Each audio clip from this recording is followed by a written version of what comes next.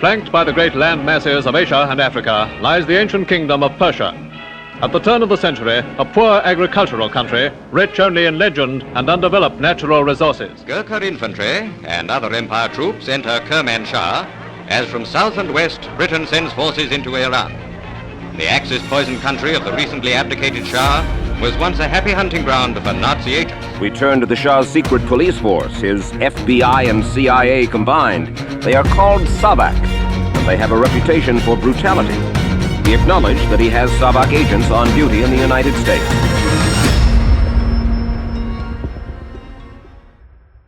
What would you be willing to trade for wealth? And I don't mean a $100,000 check. I mean so rich that you wouldn't have to worry about money ever again.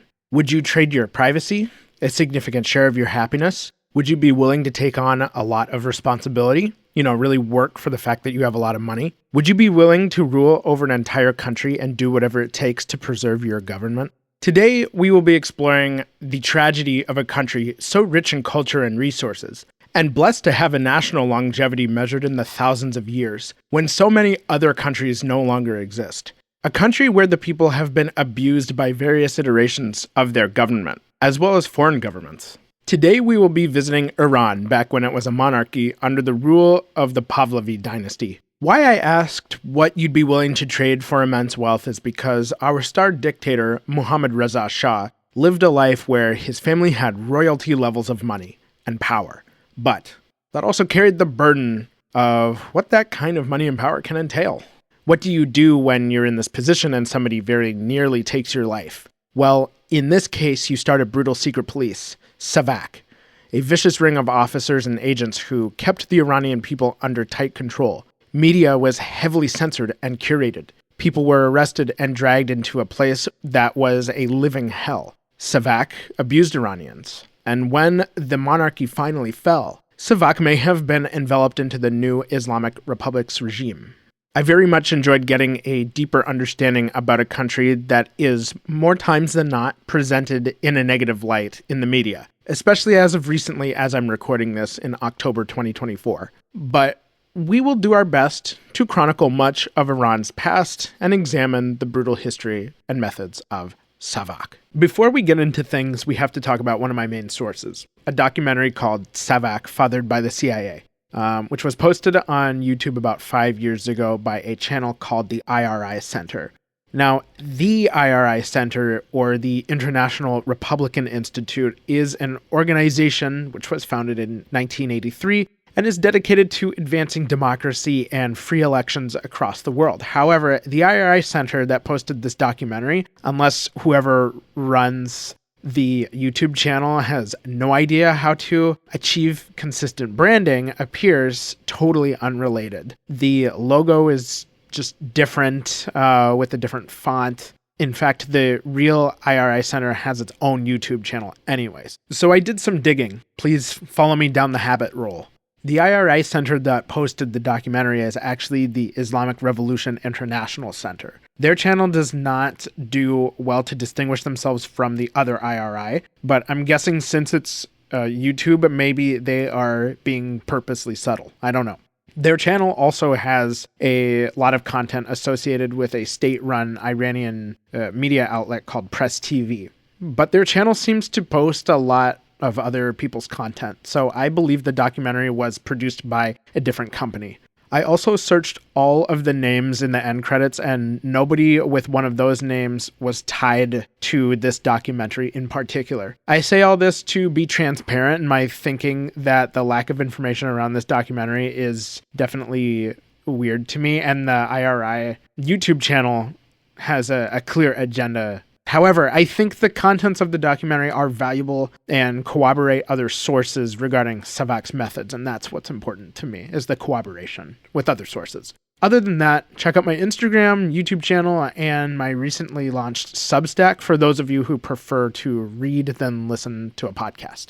Before we get started real quick, huge shout out to two of my Iranian listeners, Ida and Dr. Marjan, for their help with some of the Iranian history and for pronunciation of Persian names, and for their lived perspective. Having conversations with people from the countries that I talk about in the show is hugely important to me. So if you hear that we're headed to your neck of the woods, please reach out to me. It's hugely important that I get a native's perspective in my episodes. Today, we have several important questions to answer. What is the history of Persia, and how did it start? What was Iran's critical function during the Second World War? How was oil discovered in Iran, that sweet black gold?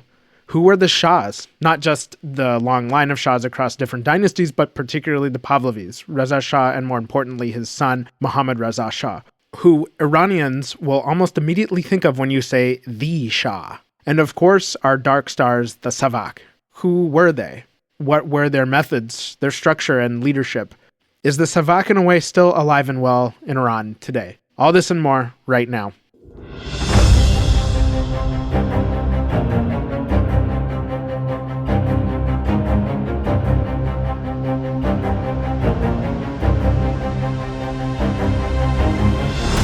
You're listening to the Secret Police Podcast. Do you have a problem with authority? Because I do. My name is Jack, and I'm on a mission to build a healthy skepticism towards those in power. I spend hours engaging with my morbid fascination with dictatorships and share with you the history and methods of the world's most brutal secret police forces.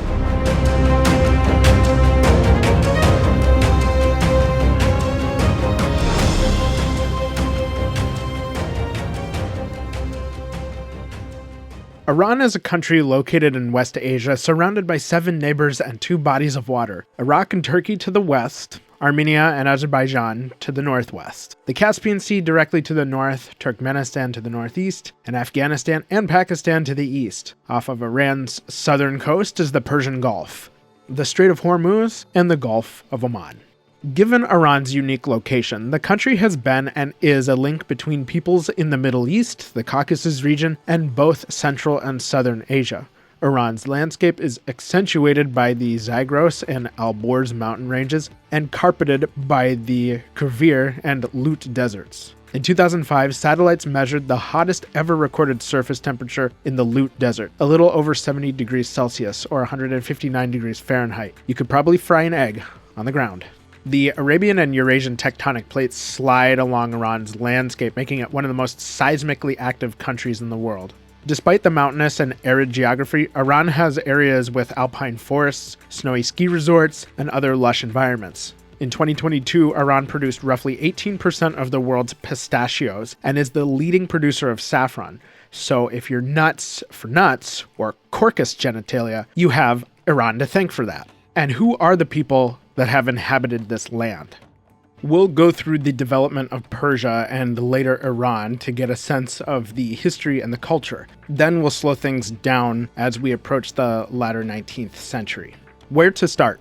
This is tricky because the area we call Iran today has been inhabited by somebody for much of human history. One of the first civilizations that appeared were the Elamites, who lived just a few years back, around 2000 BC, roughly 4,000 years ago. I can hardly comprehend that far back in time as much as I can comprehend 1,000 years in the future. Just life as we know it was so different. The Elamites created a writing system and they constructed cities as evidenced by some remaining massive stone structures called ziggurats. Ziggurats have levels built up to a temple at their apex, as opposed to pyramids that have interior spaces and tombs. But both ziggurats and some of the Egyptian pyramids overlap in terms of when they were built. The Elamites also both fought and traded with the neighboring peoples as their civilization expanded. Around 1000 BC, the Elamites could have encountered the Aryans who migrated from the northern steppe in places like modern-day Kazakhstan. Aryans then settled the area we call Iran today, but they were largely ununified collections of tribes. However, the majority of these groups were either Persians or Medes. Both the Persians and the Medes were ruled by the Assyrians for roughly 200 years. Then around 612 BC, the Medes approached the Babylonians and were like, "Hey yo, do you want to kick some Assyria's ass?" The Babylonians were like, "Do we ever?" The Babylonians and the Medes stormed the Assyrian capital at the Battle of Nineveh. Just to be clear, I'll be saying around, about, or roughly a lot when discussing these dates because I think we should leave some margin of error when talking about ancient times. We weren't there, right? The Medes became so powerful that they formed an empire that spanned from parts of Turkey to as far east as Central Asia. The Median Empire, as it was called, surrounded by the minimum, maximum, and the interquartile range. And you thought you'd find refuge from math in a history podcast. The Medes and their numerically centered empire were gradually subtracted by the Persians, led by Cyrus the Great. Cyrus was one of the most based kings in all of history, and he's an ancient figure Iranians revere to this day. Cyrus is revered because he granted human rights onto people in his conquered territories. This was written into law, literally etched into stone on the Cyrus cylinder, a cylindrical piece of baked clay carved with the Akkadian language, or the language spoken in Babylon. Many of Cyrus's decrees were preserved with this method of record keeping. Notably, Cyrus freed slaves, many of whom were Jewish. He allowed people to practice whatever religion they wanted and granted equal rights to the various ethnic groups in this area. These are such unusual moves for an ancient king. Cyrus went on to conquer the largest land empire at the time, called the Achaemenid Empire. And instead of just brutalizing people, Cyrus was seen as tolerant. The Jews he freed from Babylon were in fact allowed to return to Jerusalem to rebuild a destroyed temple. These events are alluded to in the Old Testament, specifically the book of Ezra. The decree of Cyrus. In the first year of Cyrus, king of Persia, in order to fulfill the word of the Lord spoken by Jeremiah, the Lord inspired King Cyrus of Persia to issue this proclamation throughout his kingdom, both by word of mouth and in writing. Thus says Cyrus, king of Persia, all the kingdoms of the earth, the Lord, the God of heaven, has given to me, and he has also charged me to build him a house in Jerusalem, which is in Judah. Whoever therefore among you belongs to any part of his people, let him go up, and may his God be with him. Let everyone who has survived in whatever place he may have dwelt be assisted by the people of that place with silver, gold, goods, and cattle, together with free will offerings of the house of God in Jerusalem. His empire was divided into several component states called satrapies, each governed by a governor or a satrap, with a robust civil service administration beneath them. Cyrus died sometime in 530 BC, but remember Cyrus the Great because when we get to the Shah's rule, despite having been dead for thousands of years, Cyrus, or at least what he represented, will return as a central theme in 1971. Cyrus was succeeded by his son Cambyses, who expanded his father's empire into Egypt. Following Cambyses was Darius the Great, who was part of Cambyses' security detail. But after some political maneuvering and the death of another individual who was alleged to be part of the royal line, Darius assumed the throne, claiming to be Cambyses' brother. Darius further expanded the empire and built a network of roads, which made the collection and transport of taxes a heck of a lot easier. Not everyone wanted to be part of Darius's Persia club, such as the Greeks of Ionia, or the Greeks in Ionia, a region in westernmost modern Turkey, which obtained support from Athens. They staged a revolt, and Darius embarked on a mission to give the Greeks of Ionia a good spanking for being naughty subjects. However, Darius received his own spanking in the Battle of Marathon in 1490 BC. Darius died in 486 BC, and the throne passed to his son, somebody you've probably heard of thanks to the movie 300, Xerxes I, who inherited his father's military campaign against the Greeks. Xerxes did reach Athens and burned it to the ground, but he did not conquer all of Greece. Though not fully successful in the art of conquest, Xerxes improved many of Persia's cities with beautifully carved stone architecture. In Minneapolis, we actually have a Xerxes Avenue, which I've always found to be so random. A street in a Midwest suburb named after a Persian king. In 334 BC, Alexander the Great conquered the Persians, leading the way to the Greek-led Seleucid Empire. A people called the Parni revolted and took over a piece of land called Parthia. However, they liked war a bit more than their pocketbook could handle it. So Parthia fell apart and was replaced by the Sasanian Empire in 224 BC. The Sasanian Empire butted heads with the Byzantines on their western border. Near constant conflict drained the Sasanian Empire's financial resources, leaving them unprepared for the expansion of the Arab Caliphate from the south. The Arabs dealt several defeats to the Persians and eventually conquered Persia around 661 CE. This is when many in the region converted to Islam, but Persian culture was a permanent fixture. Before the spread of Islam, Iranians practiced a religion called Zoroastrianism. This was the dominant faith during the Achaemenid, Parthia, and Sasanian empires. The three wise men, or the three kings, or the magi, who visited Jesus upon his birth in the Gospel of Matthew, were Zoroastrians. Magi were like the priests of Zoroastrianism, and their title is where we get the words magic, mage, and magician. Additionally, Persians communicated in Farsi and held a distinct culture. Iranians are a distinct people from Arabs. They're Persian first and foremost. During the next few centuries, the Caliphate's power dwindled and several Persian dynasties took control of the region. In 1037, the Turkish Seljuk Empire expanded into Persia, but again, Persian culture could not be destroyed. The Seljuks were followed by the Khwarezmian dynasty in 1077. Their leader Mohammad II made, an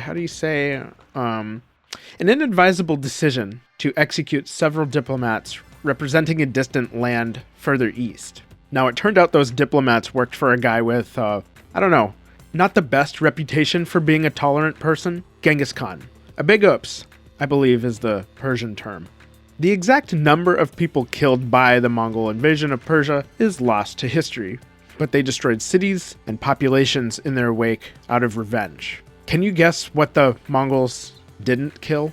If you guessed Persian culture, then expect three wise men at your door later, bearing a gold star and a thumbs up. Eventually, the Mongols left Persia only for Persians to be yet again ruled by another outside ruler known as Timur in 1336. But in 1501, Persians took control of their own territory once Ismail I took power. He established the Islamic sect of Shia as the official religion of the Safavid Empire, which ruled Persia until 1736. Just a quick detour about Shia Islam. Keep in mind that I'm not a Muslim, so I don't have any lived experience to enhance my understanding of the difference between Shias and Sunnis. The origin of the schism between these two sects has to do with the Prophet Muhammad either explicitly naming a successor versus if he didn't. Shias believe that Muhammad appointed his cousin and son-in-law, Hazrat Ali, as a successor, whereas Sunnis interpret Muhammad's intentions differently. That's the simplest way I can explain it. Over time, other differences and disputes accumulated. My Muslim listeners can DM me and tell me I'm wrong. I'm totally open to that. Pew Research Center estimated in 2020 that there were about 1.9 billion Muslims worldwide, the vast majority of which are Sunnis, at about 80 to 90%, while Shia Muslims account for between 10 to 15%. Somewhere between 30 and 40% of the world's Shia population live in Iran. Iran is predominantly a Shia Islam nation. Between 1501 and 1736, Safavid Persia expanded and contracted through various conflicts with its neighbors, such as Turkey again and the Russian Empire led by Peter the Great. The near-constant conflict drained Iran's coffers, leading to one of the Shahs being assassinated, followed by a period of peace, followed by more war. A Turkic clan called Qajar took control of Iran, and Aga Muhammad Khan was crowned in 1796, and he relocated the capital city from Isfahan to Tehran. Then he was assassinated and succeeded by Fath Ali Shah in 1797. I don't know, I can't read dates right now. Who had a beard so long you could land a jet on it. Fath Ali Shah lost wars and territory to Russia in the Caucasus region. It is estimated, though, that he fathered, get this, 57 sons and 46 daughters. It's speculated that he had something like 200 grandchildren. I'm going to venture a guess that Fath Ali Shah lost wars to Russia because he was ill-attentive. He was busy sticking his saber in other places, if you know what I mean. Is it weird that I wondered if his beard was as long as his cock? I actually know somebody who fathered 10 kids, and I I think for me, like, that's excessive. For me. And I mean, no judgment. If that's what you want, right? Family is the most important thing. But 10 is not for me. Think of the mess and just unrestricted chaos of 100 plus children running around your house. Your house would have to be baby-proofed like nobody's baby-proofed before. It would be like living in one of those god-awful indoor playgrounds. Now we get into more modern times in 1848 with the ascent of Nasr al-Din Shah. But under his rule, Persia fought the British in the Anglo-Persian War when Persia laid claim to the city of Herat in modern-day Afghanistan, then called the Emirate of Kabul. Herat was part of Persia at one point, but the city wanted autonomy and asked for protection from Great Britain. From the British perspective, influence in Central Asia would check Russian ambitions to expand into the region. At least, that was the hope. But again, the war drained Persia's economy and the people desired a more representative form of government, igniting the Persian constitutional revolution in 1905, which lasted several years. One of the most major accomplishments of this revolution was the establishment of a parliament, the Majlis, a body of elected members who based the organization on the Quran and the Belgian parliament. Basically, Iran became a constitutional monarchy. An amendment was added in 1907 establishing Shia Islam as the state religion, giving the clergy immense influence. 3 years later, an important discovery was made beneath Persia's arid lands: oil. Let's jump back in time for a moment to 1901 when British businessman and land speculator William Knox Darcy ventured into Persian oil exploration. Darcy, a man with experience in land speculation and mine operations, who amassed quite a fortune in doing so, by the way, was tasked with searching for oil in the area near the city of Masjid Suleiman in southwest Iran.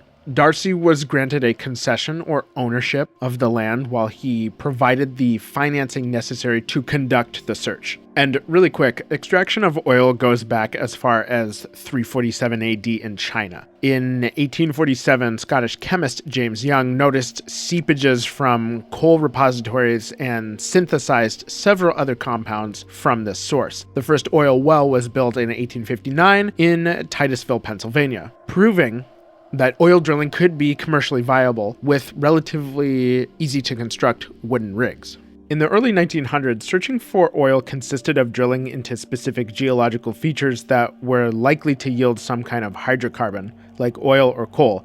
The techniques weren't nearly as sophisticated as they are today, so the expedition in Masjid Suleiman likely drilled into several different locations. By 1903, Darcy invested £150,000, or over 15 million pounds, nearly $20 million in 2024, with no yield. By 1905, his investment ballooned to £225,000, nearly 23 million pounds, or almost $30 million today. Still no oil.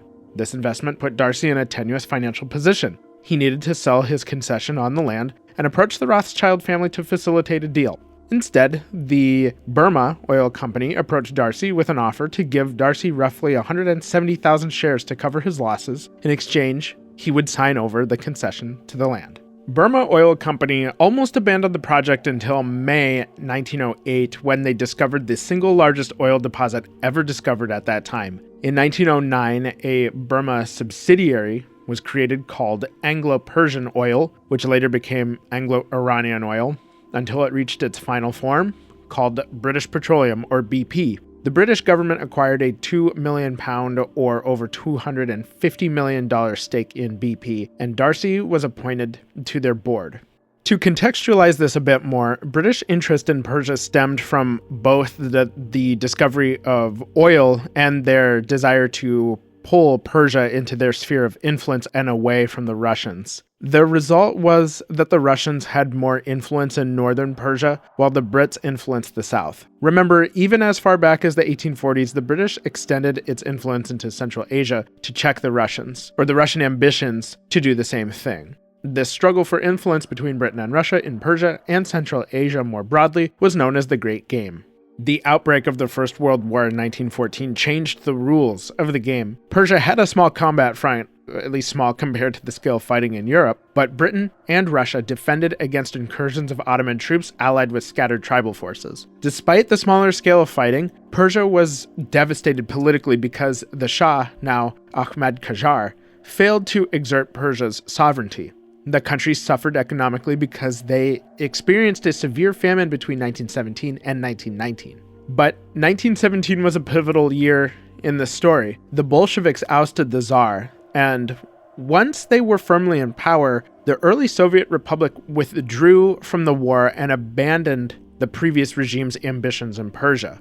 Britain had free rein to extend their influence across Persia. The reality on the ground, however, was more complicated because of local tribes wanting to break away from Persia, and the Soviets would return to chip away at British influence. Back in Britain, members of the government couldn't agree on a post-war strategy in Persia. Some felt that military resources could be put to better use elsewhere. Not to mention, in the post-war world, the British were concerned about the cost of maintaining troops abroad. An agreement was made between Persia and Great Britain called the Anglo-Persian Agreement, which gave Britain access to oil, Persian finances, industrial infrastructure like railways, and control of the armed forces. Crucially, the Persian Cossack brigades, which were still commanded by officers of the former Russian Imperial Army, which is an important detail, and you'll see why in a moment here.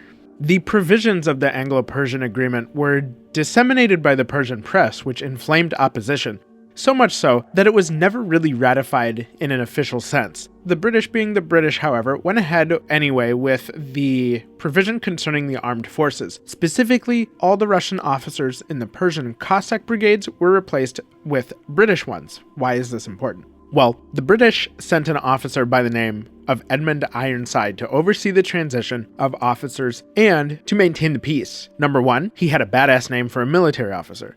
Number two, he got embedded in Persian politics and decided to appoint a new overall commander of the ex-Russian Cossack Brigade with a local. The new commander was Reza Khan.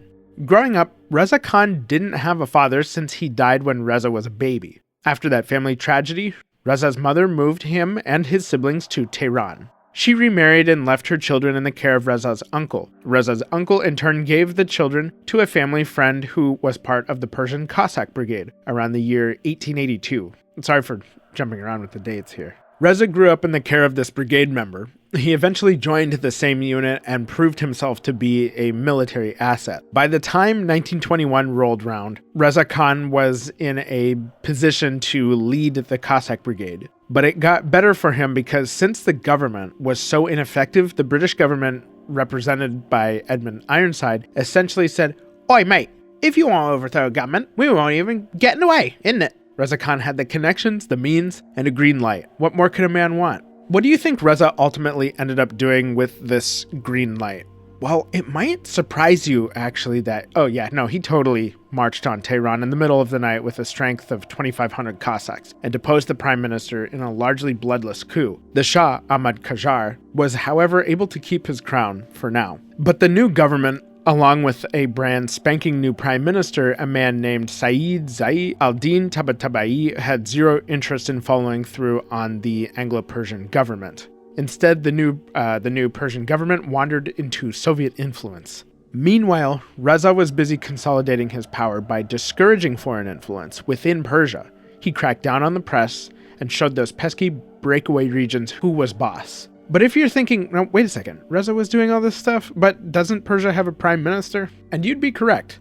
I said Reza wanted to discourage foreign influence, right? Well, the prime minister, Tabatabai, wanted to obtain foreign loans to help spur economic growth and development, but Reza was having none of this. Their relationship was so contentious that the prime minister actually ended up resigning. The old Shah, Ahmad Qajar, left Persia in 1923. Reza Khan had successfully secured his own power inside Persia. By October 1925, he'd convinced the Majlis to crown him as the new Shah, giving way to the Pahlavi dynasty. Reza Shah set to work by constructing railways and roads throughout the country. Infrastructure in cities was modernized. Women were discouraged from wearing hijabs or other head covers. and public education moved in a secular direction. In foreign relations, Reza Shah insisted that Persia be referred to in official matters as Iran, the name that Iranians call the country.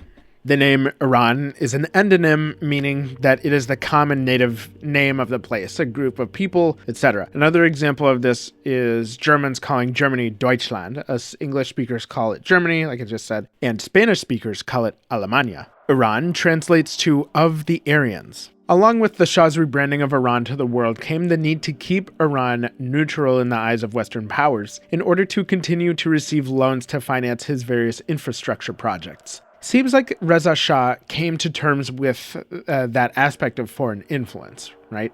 Well, we'll see very soon that these investments paid off, especially the railway network. Iranian neutrality, however, became increasingly difficult for the Shah to maintain through the 1930s. For one, tensions rose between him and the British due to what the Shah perceived as financial mismanagement on parts of the Anglo-Iranian oil company, leaving Iran with a measly share of the financial benefits from oil exports. In June 1941, Nazi Germany invaded the Soviet Union. In North Africa, the Germans pushed Allied forces towards Egypt. Britain and the Soviet Union were concerned about German troops from Africa linking with those invading the Soviet Union and converging on the oil-rich territories in the Caucasus and perhaps Iran. For the British, if the Germans captured their oil refinery in Abadan, near the Persian Gulf, the British would lose a key supplier of fuel for the Royal Navy and risk a severance of their link to India. For the Soviets, German troops at their underbelly was unacceptable. Here's the key. The Allies were using Iran's railway network to transport fuel and materials to the Soviet Union to support their war effort. Again, should the Germans take control of Iran, the Soviets would lose a key logistical asset. Let me make this a bit more complicated. Iran's neighbor, Iraq, which was under heavy British influence, not quite enfolded into the empire, but not totally independent either. However, Iraq had a political faction with strong Nazi sympathies. These pro-Nazi elements in Iraq were well organized enough to overthrow the country's prince, Abd al-Allah, which didn't exactly reduce British and Soviet anxieties about German influence in the region. But to compound the issue, German support in the Middle East spread beyond Iraq. When France fell to the Nazis in May 1940, Syria and Lebanon, a protectorate of France, fell under the control of the Vichy government. In May 1941, British troops conquered the pro-Nazi government in Iraq. From Reza Shah's perspective, having British troops more or less on the Iranian border made him uncomfortable. In the summer of 1941, the British demanded that Reza Shah expel some 3,000 German nationals living in Iran. Reza Shah wasn't going to do that because, for one, many of these Germans worked in Iran's industrial sectors, such as the vital Trans-Iranian Railway. The British and the Soviets decided it was time to invade Iran to secure this vital corridor for their war efforts. The plan was for the British Royal Navy to attack from the Persian Gulf while British troops crossed into Iran from Iraq. The Soviets would advance on Tehran from the north. Facing them was the Imperial Iranian Army and Air Force. But between the Soviets and the British, the Iranians were outmatched. By August 1941, Iran was in a panic. Most of the royal family, except Reza Shah and a few others, fled the country. Reza Shah was absolutely irate about the army's lackluster performance. He even physically assaulted the head of the army and then demoted him and fired his prime minister. It's always somebody else's fault, but your own. German nationals living in Iran fled to neutral Turkey, which really pissed off Soviet leader Joseph Stalin because the gulags demanded their human meat. I mean, I would bet money there was like at least one German spy operating in Iran, but I don't have any evidence to support that. The Red Army captured and occupied Tehran, and Reza Shah abdicated the throne in September 1941. Neither the British nor the Soviets made a formal declaration of war on Iran. And to me, their joint invasion reminds me a bit of the Soviet-German invasion of Poland just a few years prior. Now with Reza Shah gone, the British pursued regime change. They thought about reinstalling the Qajar dynasty, but the heir to the throne, Prince Ahmed Hassan Mizra, was not only a British citizen, but he couldn't speak Persian. which would have been a little awkward trying to give speeches to his own people. The British went with Plan B, install Reza's son to the throne, Mohammad Reza Pahlavi, as Shah. He will become known as the Shah. And as Shah, he would attempt to make Iran a regional and global power through reform, only for that dream to disappear by a revolutionary movement. But how did he get to that point? Let's get to know Mohammad Reza Shah and find out how Iran transformed under his regime and beyond.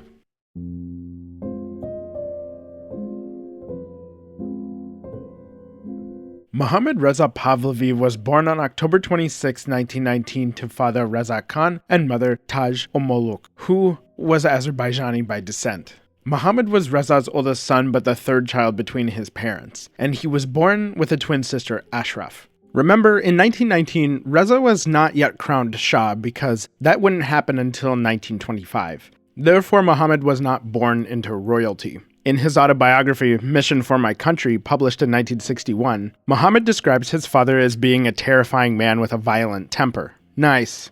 Sounds like Reza was in the running for Dad of the Year. Get this. Reza purposely withheld affection from his son, believing that not doing so would make him gay. Why are you gay? Mohammad's mother was apparently a superstitious person who believed dreams were messages from worlds beyond our own. Because Reza's temper and disaffection, she was Mohammad's source of emotional support. It sounds like the Shah didn't play with a full deck of parental guidance. However, Mohammad was close with his twin sister, in addition to receiving actual affection from his mother, despite her eccentricities. But Big Papa Reza Khan became Crown Daddy Reza Shah. Mohammad was crowned prince in 1925. Wow, he made prince at age 6? What am I doing with my life? I'm 31 and not a prince. And I'm guessing neither are you. But the prince life came at the cost of being pulled away from his mother and twin sister to receive an education by military officers who were handpicked by his father. Reza also ordered that all of their staff and family, including Muhammad's siblings and his own mother, address him as Your Highness, or the equivalent phrase in Farsi. How much would that mess with a child's head? Afraid of your dad most of your formative years, doting mother and your twin sister, mom's also got some whack-nut ideas. Then your dad becomes king, you're forced into military school, and you have to address your father as Your Highness. By age 11, at the recommendation of Reza Shah's Minister of Court, Mohammad was sent to study at Institut Le Rosset in Rolle, Switzerland. Never been to Rolle, but I've been to Grindelwald, La Chaux-de-Fonds, and Lucerne, and I freaking love Switzerland, man. It reminds me of Washington State, but less gray. I'm sorry for my terrible pronunciations, by the way. It's okay to laugh. The town of Rolle is right on the edge of Lake Geneva, which you might see as Lake Leman, because it's what's on Google Maps. But my understanding is Lake Geneva is the most common name, and Rolle itself looks like a quaint little Swiss town. Institut Le Rosset was established in 1880, but some parts of the campus date back to the Middle Ages. This school has been the choice for many royals to educate their children. Former students include, Mohammad Reza Shah, Aga Khan IV, the Imam of a Shia sect, Albert II of Belgium, Baudouin I of Belgium, Fuad II of Egypt, and a bunch of other royalty from Africa and Europe. Randomly, Sean Lennon, son of the Beatles' John Lennon, is an alum of this school, and so are Julian Casablancas and Albert Hammond Jr. from The Strokes, who met at school. After paying an almost $600 application fee, assuming the student gets in, sending your teenager there will cost you roughly $133,000 a year. Pfft, that's just chump change, guys. And honestly, if you can't afford that, then, you're just a gross poor person. Kidding, of course. That's just the tuition, not even counting sports and activity fees. And this school apparently has a 38-foot yacht. Think about when you were a teenager, or just think about how your teens are. This place is like an expensive daycare. Would you trust your teenage self or your teenage kids at 100% boarding, no parents resort with a yacht and skiing in Europe? To be fair, from what I can tell, the education here is world class. So there is that. It's definitely more than a daycare. If you are listening to this and attending Institut Le Rosset, I recommend you stop listening. Because I'm a filthy peasant whose lack of eloquence will destroy your brain cells. Or you can DM me. So this is where Mohammad Reza Shah was sent at age 11 in 1931. According to Abbas Milani, author of The Shah, On his first day, young Muhammad was incensed that a group of his fellow students did not stand when he walked past because he was accustomed to this reverence in Iran. Yeah, I imagine with all the royalty at that school, this was a common occurrence. I bet staff members from regular families had to explain this to their students multiple times. In response, one of the American students beat him up. Of course, it was an American giving a budding dictator the eagle's fist. But in all seriousness, where was his security? And who was this American who beat up an Iranian prince? Sadly, I could not find who it was. But the young Shah learned that things would be a bit different in Switzerland. In school, he played soccer. Yes, I know it's called football. Mohammad Reza was noted for being timid on the field. In school, Mohammad learned to speak French, wrote for the French version of the school paper, and generally developed into a Francophile. He also developed a close friendship with one of the school's groundskeepers, a young man named Ernest Perron. He entrenched the young Shah's fascination with French literature and poetry. Mohammad Reza returned to Iran in 1935 and enrolled at a military academy in Tehran. He graduated in 1938 with the rank of second lieutenant and was quickly promoted to captain. In 1939, Mohammad Reza married Princess Fazia of Egypt. Born of Egyptian and European heritage, Princess Fazia was also educated in Switzerland and enjoyed immense wealth and comfort. She was also fluent in Arabic, French, and English. When Mohammad and Fazia got married, they'd only met one time prior to the wedding. He was 20 and she was 17. She was born in 1921, so if you just subtract the years, you get 18. However, she was born in November and they got married in March. Sources indicate their marriage was arranged as a political move, mostly arranged by Reza Shah in order to unite the Sunnis and Shias of Egypt and Iran. And so Egypt would have some influence in the Middle East. Fazia was never asked what she wanted, and their marriage was not exactly a happy one. I should clarify that this is not a knock on arranged marriages, but to me it seems like either arranged marriage or marriage for love are both fraught with challenges associated with just being human. I don't see how one type is better than another. It is what you make of it. Muhammad and Fazia had two weddings, one in Cairo and one in Tehran. Princess Fazia seemed to be disappointed by the food and the level of luxury at the reception in Tehran. She had higher standards than, say, yes to the dress. In 1940, Muhammad and Fazia welcomed their one and only child, Princess Shahnaz Pahlavi. Muhammad's parents often clashed with Princess Fazia. She thought Reza Shah was a brute with a violent temper and witnessed him beat people with his riding whip. Fazia was also the target of twin sister and Mama Shah. Mama felt threatened by Fazia getting between her and baby boy. I had somebody tell me once that their mother used to be a bit too friendly with her boyfriend. It wasn't anything like egregious, but definitely cringe. What happened was that she and her boyfriend met up with her mom for dinner, and she caught a whiff of her mom wearing the exact same perfume as her. I'm going to give that situation a big yikes, signed by the chief of the secret police. Ladies, what would you do if your mom copied your perfume only when your partner was around? Muhammad and Fazia also couldn't communicate in their native languages, him in Farsi or her in Arabic. Their common languages were French and English, and I can see how that would have been frustrating. But in my opinion, I think their marriage was rocky despite the language barrier. Not to mention that several sources point to Mohammad Reza not being entirely faithful, and that sometimes he was seen driving around Tehran with one of his girlfriends. Man, and I thought the Romanovs were dysfunctional. You could write a sitcom about the Pahlavis. While their marriage was troubled, geopolitical forces moved to encircle Iran. Like I said, Reza Shah intended to keep Iran neutral in Europe's conflict, but to secure Iranian railways, the Soviets demanded that all German nationals inside Iran be expelled. The British and the Soviets invaded and occupied Iran, forcing Reza Shah to abdicate. When Reza Shah found out his generals asked his son for his blessing to negotiate surrender terms, he flew into a rage. He beat and nearly shot his defense minister. Reza Shah was a man in most need of a chill pill. The collapse of the Iranian army stunned the Pahlavis because they had worked so hard to institutionalize and modernize Iran from the start of their dynasty. Mohammad Reza vowed that he would not neglect his military or state security. With Reza Shah and his temper now exiled to South Africa, the only viable replacement was his son. Mohammad Reza became Shah on September 16th, 1941, which, if you're keeping track at home, means he was just shy of 22. Bro, I wouldn't trust my 21-year-old self to run a country, let alone my 31-year-old self. Of course, upon inheriting the throne, he also inherited the steaming pile of shit that power comes with. In this case, foreign occupation, economic instability, and food shortages. Let's see a bit of what happened in Iran during the rest of the war. In January 1942, the Shah signed an agreement between Iran, Great Britain, and the Soviet Union, stipulating that the USSR and Britain would exit Iran no more than 6 months following an end to the war with Germany.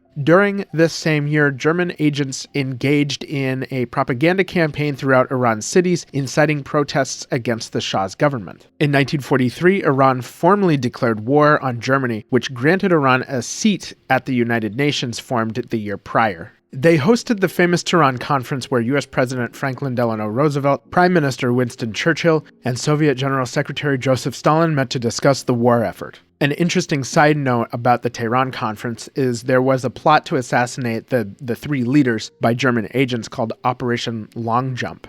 A separate operation carried out by the German Abwehr, named Operation Francois, attempted to recruit the Qashqai people, a Turkic ethnic minority, to engage in sabotage operations on British and American logistics lines to the Soviet Union. War in Europe ended on May 8, 1945, then war in the Pacific ended on the 2nd of September of 1945. In December 1945, the Soviets supported separatist factions in northern Iran, resulting in 2 breakaway regions, the People's Republic of Azerbaijan and the Kurdish People's Republic, both of which were short-lived. The agreed-upon deadline for both the British and the Soviets to withdraw their troops was the 2nd of March 1946, 6 months after the conclusion of the Pacific Theater. And while the British started to withdraw their troops, the Soviets dragged their feet, citing threats to the USSR. They finally started to withdraw that May after Iran issued a complaint to the UN Security Council. This was the first complaint in the UN's history and a test of their ability to resolve conflicts post-World War II, and they utterly failed at it. A grim foreshadow of many other failures of the UN to show force. There were no attempts made to pressure the Soviets to withdraw their troops. Perhaps they were incentivized to do so through other channels, but I don't have that information. Back to the Shah's marriage for a moment. While all this was going on, invasions and occupation, German spies, and world leader conferences, Queen Fazia dealt with the Shah's family and became clinically depressed. An Egyptian courtier was sent to check on the queen, and they reported that she'd become so thin that her shoulder blades, quote, jutted out like the fins of some undernourished fish. Somebody who neglects their own care that much is in serious need of help. Queen Fazia's brother, Farouk I, King of Egypt and Sudan, who helped arrange her marriage, was so upset by the state of his sister that he encouraged her to return to Cairo, which she did in May 1945, excuse me. Outwardly, Queen Fazia indicated the reason for the separation was that she preferred Cairo. To her, Tehran was an underdeveloped city. A CIA report on the Queen shows that she complained about the Shah's supposed impotence, and what that means is Little Shah was a little shy. The Shah himself apparently told the British ambassador that his mom was, quote, probably the main obstacle to the return of the Queen. Their divorce was finalized in November 1948. We don't really know exactly what happened with their marriage. Clearly, they were unhappy and relationship disputes can get messy and murky even with non-royals, so we won't speculate too much what's going on there or what happened there. Also, in 1948, the Shah met Soraya Esfandiari Bakhtiari. They were introduced by a photographer in London. Soraya had studied at a Swiss finishing school and was studying English when she met the Shah. These people have a thing for Swiss schools. The two soon got engaged. Soraya, like Fazia, also looked like a movie star. Seriously, the Shah had a type. He gave Soraya an engagement ring with a 4.1 gram diamond. That's about 22.37 carats. I'm not a jeweler, but some cursory research told me that just based on the diamond weight alone, excluding color, cut, and clarity, this diamond could have been at least $130,000. So ladies, if your man buys you a diamond ring much less than 130 grand, he's obviously a filthy peasant and not worth it. Or he's like most people who don't have 130 grand for a ring. The couple's wedding was held at the Marble Palace in Tehran. Something like 1 ton of flowers such as tulips and orchids were flown in from the Netherlands to decorate the palace. An asthmatic's nightmare. Roughly 2,000 guests attended, and gifts were sent from world leaders like U.S. President Harry Truman and Joseph Stalin. Stalin gifted a diamond-set desk and a mink coat. How very proletariat of you, So-So. At this point, you're probably wondering, but Jack, I don't care about a wedding. I listen to this show for the blood and the carnage. And you'd be right, dear listener. I almost forgot. In February 1949, the Shah gave a speech at Tehran University to celebrate the school's founding when an assassin fired 5 shots at the Shah at close range. Some sources say 3 shots missed and 2 hit. Others say 4 shots missed and 1 hit. I can say the Shah was wounded when at least 1 bullet grazed his cheek. The assassin, a photojournalist named Nasser Fakhr Arai, was immediately killed by nearby officers, and a subsequent investigation found that he was a member of the Communist Tudeh Party. However, there is other evidence suggesting he was part of an Islamist group, but most of the blame fell to the Tudeh Party. Marxist ideology was first introduced to Iran in the late 19th century through intellectual circles and laborers as then Persia embraced industrial capitalism. The first communist party in Iran was formed in 1920, but the ascension of Reza Shah meant the government cracked down on political dissent. As the Shah recovered, fearing for his own survival and his rule, he took a greater role in politics. He thought that his government was under attack by communists and radicals. The Tudeh Party was banned, and some of its members in parliament were arrested.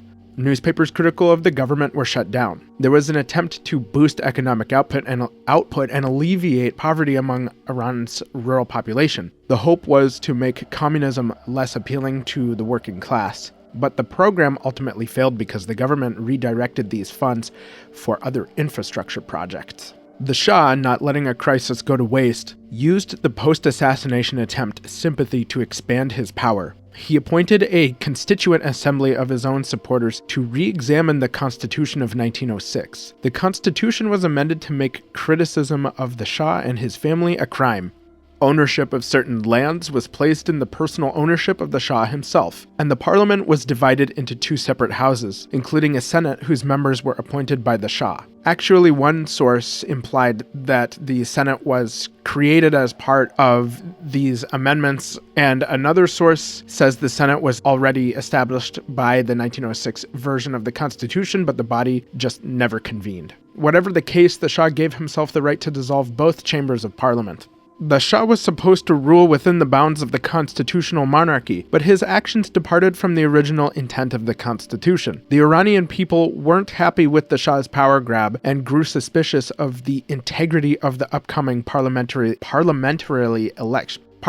elections. Can I speak English? Not really. Then came a man named Mohammad Mosaddegh, who called for protests at the Shah's palace garden. They demanded the election results be examined, and if they were found to be unfair, new elections would commence. In 1949, the various coalitions calling for a re-examination of the elections eventually formed a party called the National Front, led by Mohammad Mosaddegh. In general, they were Iran's pro-democracy party, and Mosaddegh embarked on a campaign to nationalize Iran's oil industry, which was actually a pretty popular idea. Why? Iran had long felt like their natural resources were being exploited. In other words, they were getting the short end of the economic stick with Great Britain and the Anglo-Iranian Oil Company. There were some opponents, such as Prime Minister-elect Haj Ali Razmara, but he was assassinated by Fariyan-e-Islam in March 1951, the predecessor of Mohammad Mosaddegh as Prime Minister. As a quick aside, Fariyan-e-Islam and Mohammad Mosaddegh had mutual interest in oil nationalization and formed a temporary alliance. They hoped Mosaddegh would help establish Sharia law, while Mosaddegh hoped Fariyan's spiritual leader, Abul Qasim Kashani, would mobilize his supporters to back nationalizing the oil industry, despite the fact that Mosaddegh ran a largely secular government. The Shah supported oil nationalization, but that's about as far as those two will agree on anything. Mosaddegh was concerned about the Shah's increasing meddling in politics. He believed the Shah should be more of a figurehead like European royalty than Queen Elizabeth of England II, for example. Another point of contention was that Mosaddegh was related by blood to the previous Qajar dynasty and believed the Pahlavis stole the throne. To be fair, I think that would piss most of us off if we believed it to be true. Obviously, the Shah felt differently. He also knew that if oil nationalization were successful, that Mosaddegh would become more powerful than he could possibly imagine, but that he might gain some residual popularity. In March 1951, the Iranian parliament unanimously voted to nationalize their oil industry, which unleashed a massive sense of independence and pride. Mosaddegh appealed to the British with a deal in which profits would be split 50-50. And to put that into perspective, according to author Stephen Kinzer, in 1947, the Anglo-Iranian Oil Company earned after-tax profits of £40 million, or 112 million US dollars, which, if my estimates are correct, is over 1.3 billion pounds sterling, or 1.5 billion US dollars. Sweet, sweet Swiss boarding school tuition money. Okay, I'm done with that. However, the arrangement between Great Britain and Iran in 1947 entitled Iran to a mere £7 million, or 17.5% of the profits. Still a lot of money, but when it's literally your own oil going to support a foreign nation, the grievance is understandable. Mosaddegh based this deal on a then recent arrangement between the Venezuelan government and the American Creole Petroleum Corporation, and the famously tolerant British government accepted. Wait, no, they did not. The British were a bit miffed by this rather dismal and unfortunate affair, and felt the Iranians needed a good thrashing. Basically, they were pissed. And what's funny is Washington recommended that London just take the deal. Instead, the British started a plan for the overthrow of Mosaddegh. Does that seem extreme to you? Like they couldn't work out a deal and the British walked away like, I'll bloody show them. Iran's oil nationalization didn't really work as intended. The goal was to increase their share of revenue. Instead, oil production came to a near screeching halt because production relied heavily on equipment and expertise from the British, capital and labor that, frankly, the Iranians just didn't have in the immediate term. The oil that was extracted couldn't be exported to the global market because British transport vessels did much of the overseas shipping. To compound the hardship, the British sanctioned other Iranian commodity exports, freezed Iranian bank accounts, and ordered the Royal Navy to block the few oil tankers the Iranians possessed. I'm honestly surprised the Iranian parliament went through with this for the very negative production consequences that I'm guessing at least one Iranian economist knew about or knew that would happen. Mosaddegh asked the then Truman administration for support, but us Americans were busy fighting Korea alongside a key ally, Great Britain. But Washington collabed with London to overthrow Mosaddegh. In Iran, the economic downturn led to increasing political instability. New parliamentary elections were invoked, but these were controversial, with different factions accusing the other of foreign influence and bribery. Violent clashes in the streets became commonplace, and the clergy grew impatient due to no establishment of Sharia law. Mosaddegh was pretty much screwed. His reaction to the violence was to invoke emergency powers. He was also damn near assassinated, which led him to arresting some of his political opponents. That decision pissed off his remaining supporters. Mosaddegh even proposed dissolving parliament entirely and governing as a dictator.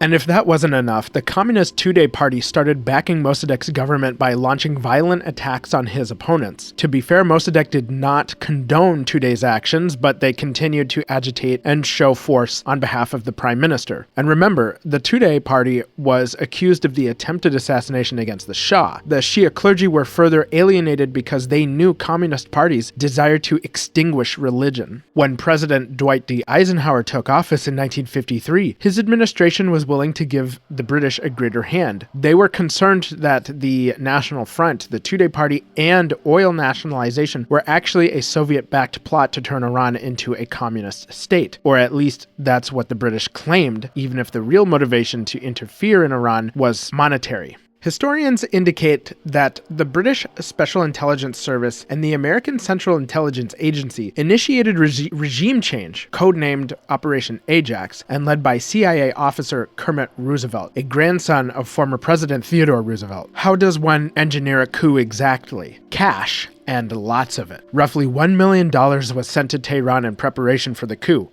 The money was used to buy support from key constituents like military officers, police, media outlets, and clergy. The plot was to unfold in 4 phases, which included propaganda, dismissal of current leadership, paid mobs, and a new prime minister according to American Experience from PBS. The propaganda campaign sought to bribe the media and the clergy to denounce Mosaddegh. The campaign was launched as early as July 1953, so the propaganda had time to fester. However, it would take more than narrative to eliminate confidence in Mosaddegh. Phase 2 started when Kermit Roosevelt convinced the Shah to back the coup. He was reluctant at first but eventually changed his mind and made a decree dismissing Mosaddegh and replacing him with Lieutenant General Fazlollah Zaidi. This backfired severely. Mosaddegh refused to leave office, and hundreds of thousands of his supporters flooded the streets in outrage. The situation prompted the Shah and his family to flee Iran for Rome. But I'm guessing the CIA either planned for this or adapted to the situation, because in Phase 3, the CIA paid for pro-Shah counter-demonstrations using street thugs and violent agitators, setting ideologically opposite mobs on a collision course.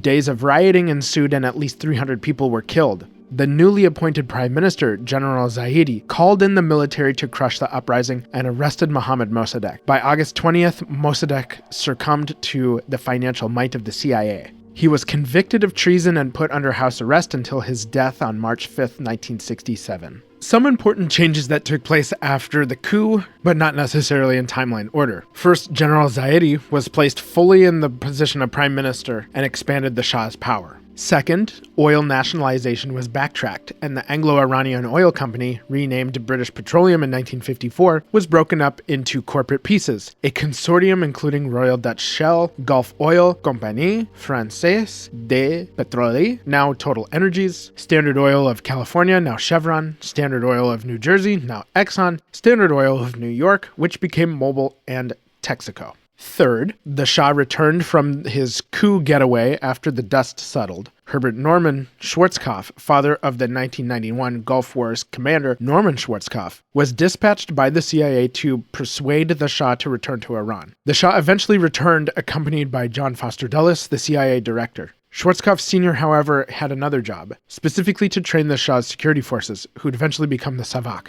From the Shah's perspective, he was firmly in power, but things were tenuous, and perhaps he felt vulnerable. His father usurped the throne in a coup, and then he was overthrown in a coup. Iran was unstable enough that he felt the need to leave while the prime minister was overthrown in a coup, not to mention numerous assassinations or attempts against various government officials. Iran was ripe for a secret police, something to stop the entropy.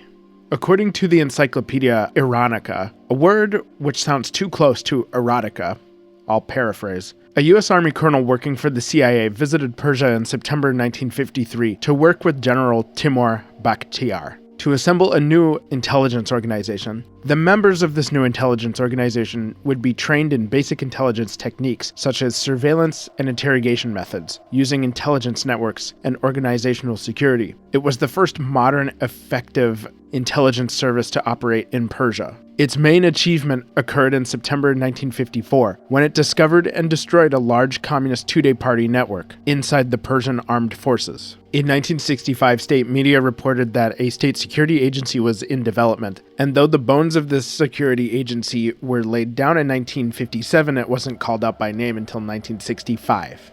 Sazman Etala'at va Amniyat Kashvar, SAVAK for short. This term literally means National Intelligence and Security Organization. The agency's seal displayed the image of a manticore, or murthikuar in Persian, meaning man-eater. It's a beast from Persian and Greek mythology, with the head of a man, winged body of a lion, and a scorpion's tail, that symbolizes tyranny and oppressive power associated with despots.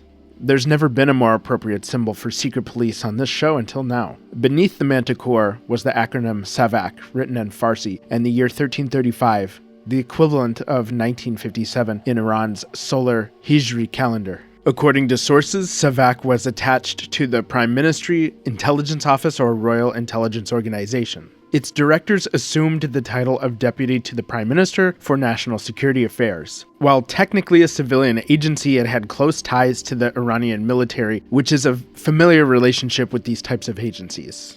It wasn't unusual for SAVAK agents to simultaneously serve in Iran's armed forces. Representatives from SAVAK, along with the Iranian armed forces and the regular police, joined together to create the Anti-Sabotage Joint Committee. Overall, SAVAK had the power to vet applicants for government jobs, censor media outlets, and employed a variety of methods to track down dissidents and extract information. Over time, the Shah increasingly relied on his secret police, which at its peak employed something like 5,000 to 7,000 officers and God knows how many informants. So many that SAVAK's invisible hand wrapped around everybody's necks. One former agent explained that in a family of 100 people, it was common to find at least one person affected by SAVAK.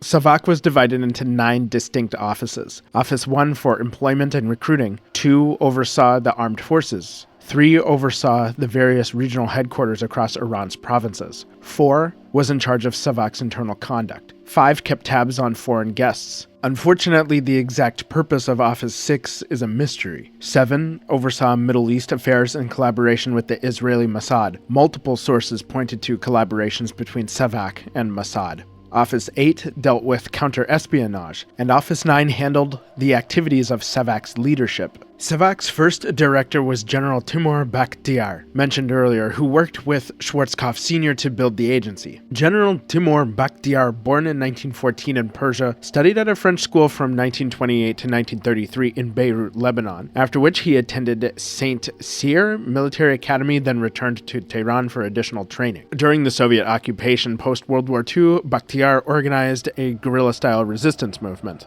Bakhtiar's career got a shot in the arm following Mossadegh's fall from power. When Fazlollah Zaidi took Mossadegh's place, he appointed General Bakhtiar as Tehran's military governor. In this post, he gained valuable experience for his eventual appointment to head of SAVAK. He carried out a campaign against Mossadegh's former supporters and the Tudeh party members, some of whom were tried and executed. In 1961, General Bakhtiar wanted to become prime minister, but the Shah chose another man named Ali Amini. Bakhtiar's reaction was to call the U.S. Embassy to try to gather support to launch a coup against Amini. Instead, the U.S. Embassy contacted the Shah, who understandably and immediately distrusted the SAVAK chief and had him removed. Bakhtiar went into exile and was later shot and killed by SAVAK agents in Baghdad in August 1970. SAVAK was then led by Hassan Pakravan. Born in Tehran in 1911, his father was an Iranian diplomat and his mother a professor at University of Tehran. Pakravan studied at a French international school in Cairo, attended high school and university in Belgium, and artillery school in France. When Pakravan took over SAVAK in 1961, he ordered that SAVAK agents actually refrain from torture during interrogations. Whether or not that was honored was a totally different story.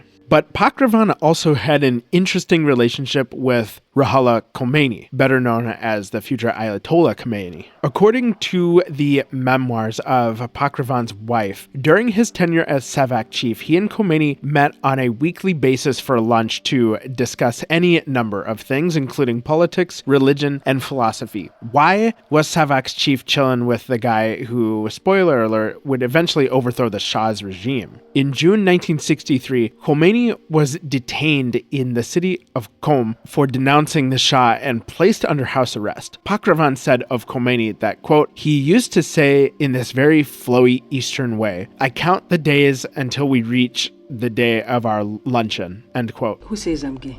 Pakravan also described Khomeini as being very handsome, with an extraordinary presence, power of seduction, and great charisma. You are gay. So much so that, quote, it made my hair stand on end. It was frightening. Let me give you some advice from somebody who has zero experience being a spy chief. If the man you're eating lunch with gives you the heebie-jeebies, and that man wants the Shah's job, and you have the power to make him go away, maybe consider doing it.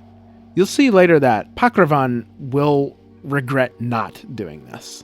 In January 1965, SAVAK failed to prevent the assassination of the Iranian Prime Minister Hassan Ali Mansour. The Shah then replaced General Pakravan with Nematollah Nasiri to head SAVAK.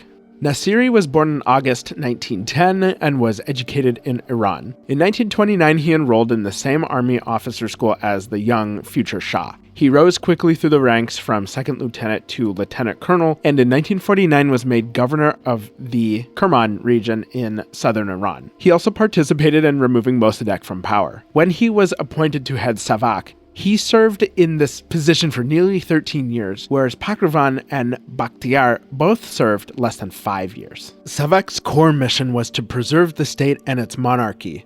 Their mission was carried out by any means necessary.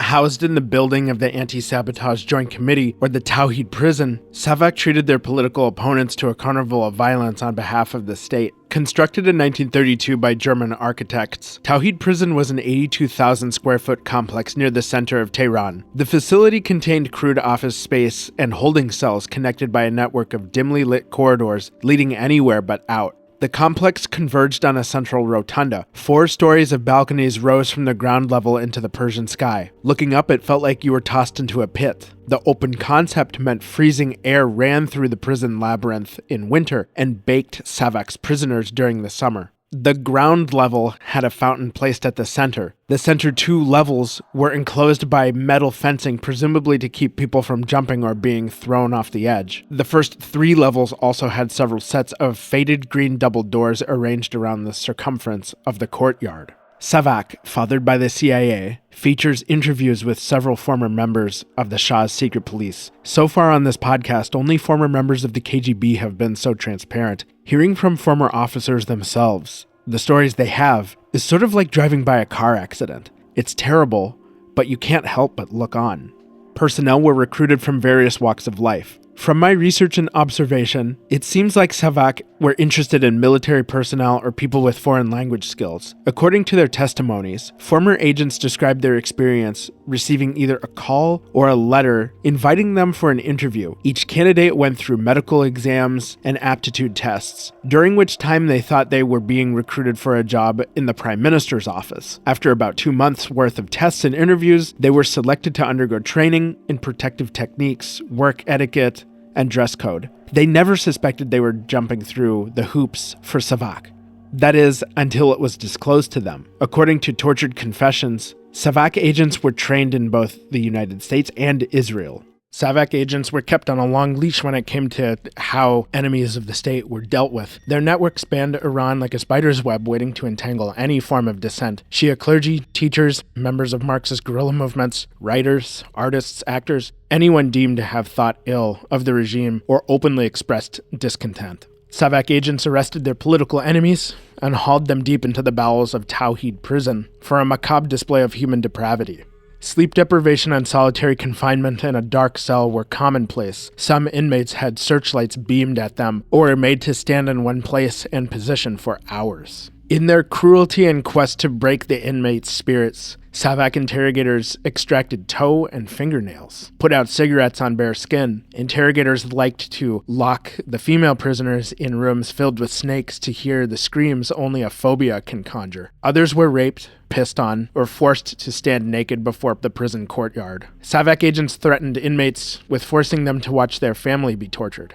Some prisoners were held underwater in the courtyard fountain up to the edge of drowning. Others faced a firing squad. Someone gave the order to fire. The victim temporarily relieved it was staged. But to experience this multiple times, especially when they often heard the real thing, one never knew if they'd be killed or not.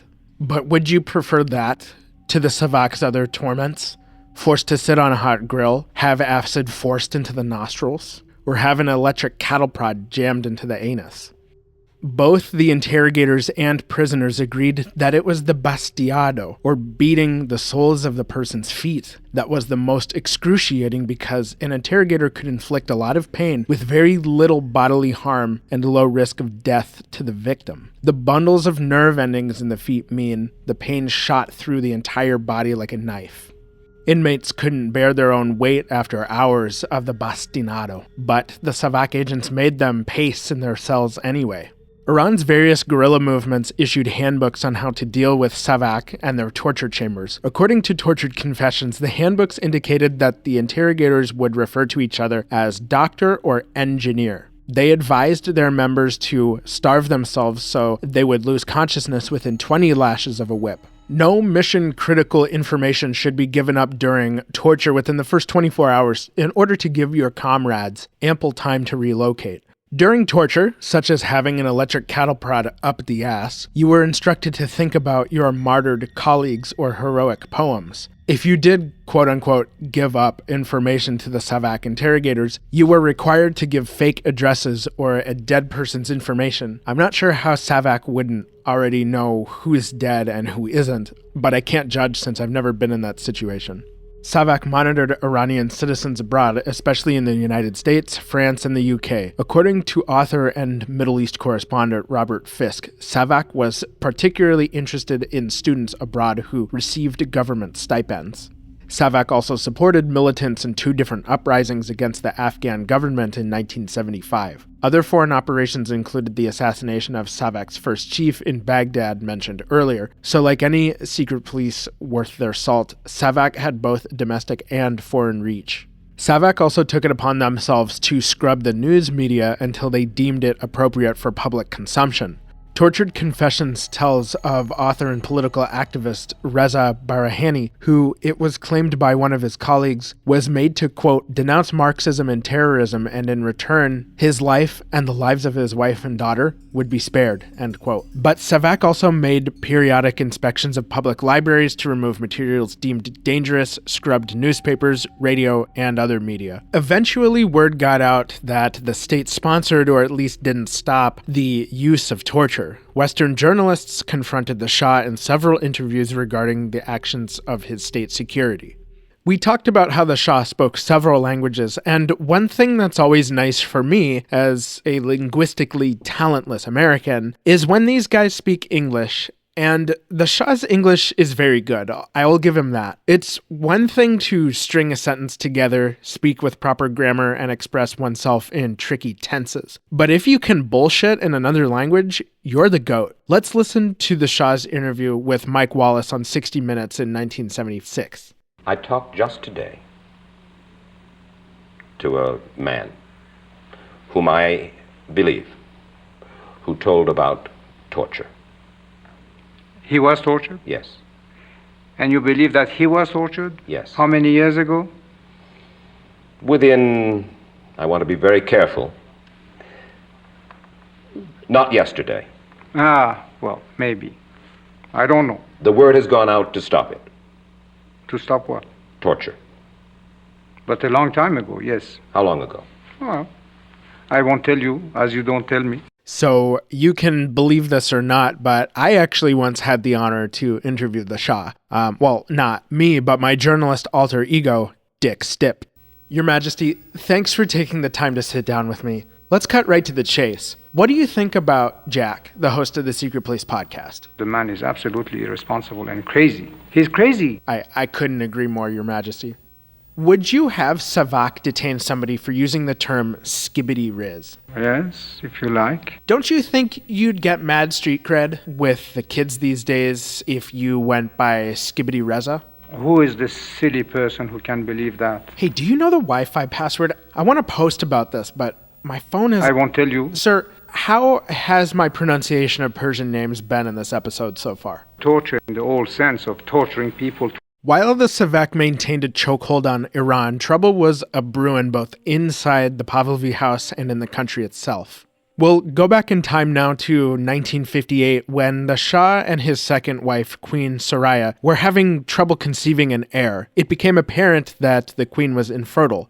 That's not to shame anybody who is. Infertility in royal marriages likely makes things a little complicated in the whole continuity of the dynasty department. As with most thrones in history, the Pahlavi dynasty could only be continued by a male heir. And the Shah only had one daughter, Princess Shahnaz Pahlavi, from his previous marriage. The Shah suggested he take a second wife, but the queen obviously refused that request. Without the possibility of producing an heir, the Shah and Queen Soraya divorced. She never remarried and apparently received living expenses totaling nearly $7,000 per month, as well as an apartment in Paris. Now, how many of you work hard to earn much less than $7,000 a month? Yeah, I'm right there with you. The Shah's third and final wife was Farah Diba. Farah was born on October 14th, 1938, into a relatively affluent family. She studied an Italian school in Tehran before transferring to a French-speaking school also located in Tehran. She went on to study architecture in Paris. Now, because many Iranian students who studied abroad relied on state sponsorship, the Shah would sometimes meet with Iranian students from selected schools on official visits abroad. This is how the Shah and Farah crossed paths when they met in 1959 at the Iranian embassy in Paris. They started their courtship that summer and were engaged by November. If you're keeping track at home, she was 21 and he was 40. And while I was writing this, I immediately thought of some couples that I know personally who have age gaps, and they're great, so I shouldn't sound so judgy. Farah and the Shah married on December 20th, 1959, and went on to have 4 children together: Reza, Faranaz, Ali, and Layla Pahlavi. We'll talk about them in detail at the end, especially Reza Pahlavi, because he is an active figure in contemporary geopolitics. Outside of family life, the Shah was an active leader, maintaining relationships with US presidents and his Middle Eastern counterparts. Additionally, the Shah pushed Iran to modernize, much like his father did before. Fast forward to January 1963, when the Shah initiated multiple reforms known as the White Revolution to transform Iranian infrastructure, society, and education. These initiatives included several targeted reforms, such as agriculture reform, where the government purchased something like 500,000 hectares of land from Iran's elite land-owning class at a reasonable price. Then the government sold the land at about a 30% discount to other parties. I'll get into that in a second. This redistributed land to people who were effectively slaves, some of whom worked on these same lands. But it also angered Iran's elite. 500,000 hectares is about the size of Puerto Rico, so compared to Iran, it's small, yes, but still a decent-sized piece of real estate. Other reforms included increasing the literacy rate of the population through a literacy corps, privatization of government-owned enterprises, voting rights for women, nationalization of ecological resources such as water. There was a whole laundry list of reforms. The Trans-Iranian Railway was improved, ports were modernized, and educational institutions across age groups increased, particularly at universities. Although, admittedly, it's difficult to put solid enrollment numbers to that. These broad shifts in society, especially redistribution of land, might sound great, but the Shah was sowing the seeds of his own downfall by alienating the elite. The essentials, right? Supporters you need to stay in power, a concept taken straight from the dictator's handbook that inspired this show. Not to mention the Shia clergy weren't thrilled with voting rights for women, especially Khomeini. Oh boy. Women with voting rights and without headdress made his little cleric soft and limp. So this land redistribution had its intended effect, where over 2 million families benefited from the redistribution, but it wasn't really the peasants who obtained it, but rather a new class of commercial farmers. Honestly, most of the peasants got screwed and didn't receive any land at all. Another problem, widespread in the White Revolution as a whole, was the targeting of industries that were supposed to drive technological advancement at the expense of the agriculture industry. Some of those commercial farmers were ineffective and didn't know what they were doing. The few peasants who did receive land couldn't afford the taxes, couldn't afford seeds, or the equipment to make the land productive. And they no longer had health care, which had been provided to them by the landlord class prior to the reform. Somehow, the government failed to anticipate this, and the result was many farmers were unable to make a living and moved to Iran's cities. Migration to Iran's cities further compounded the problem because, number one, demand for basic necessities increased, including for food. You know, the stuff grown on farms, which were rapidly dwindling. Supply couldn't keep pace with demand, resulting in increased reliance on food imports. Number two, there weren't enough jobs for all the new people moving into Tehran. Further complicated by the fact that Iran's universities also cranked out graduates faster than the number of new jobs being created. I don't know how they screwed up the land reform so badly. You'd think they would have commissioned an impact study or something. The Shah, however, forged ahead confident in his vision. In 1971, he commissioned a celebration in the middle of the desert to honor the 2500th anniversary of the Persian Empire. Other than the details about SAVAK, this is probably what I'm most excited to share with you guys. It's too intriguing not to share. The year 1971 marked the 2500th anniversary of the founding of the Persian Empire by Cyrus the Great. According to which calendar, I'm not sure. But this was an opportunity for the Shah to connect Iran's ancient past to Iran's future, founded first by King Cyrus and second by himself, Mohammad Reza Shah. The plan was to host royalty and other heads of state in Iran for 3 days of festivities, mostly taking place near the ancient ruins of Persepolis, which are close to another town called Madar Soliman, where the ancient tomb of Cyrus the Great is located. However, the nearest largest city is Shiraz, which is 30 miles or 48 kilometers south of Persepolis and over 400 miles or nearly 700 kilometers from Tehran. These places are not easy to travel to, never mind organizing an entire production. Cyrus the Great's tomb, by the way, is a giant stone box with an arched roof atop a 5 or 6 layer step ziggurat all made of limestone. It's not nearly as large as some of the massive ones, but it still has an austere presence to it. And what I assume is the front of the tomb, there's a doorway into a single room that contains nothing. Maybe.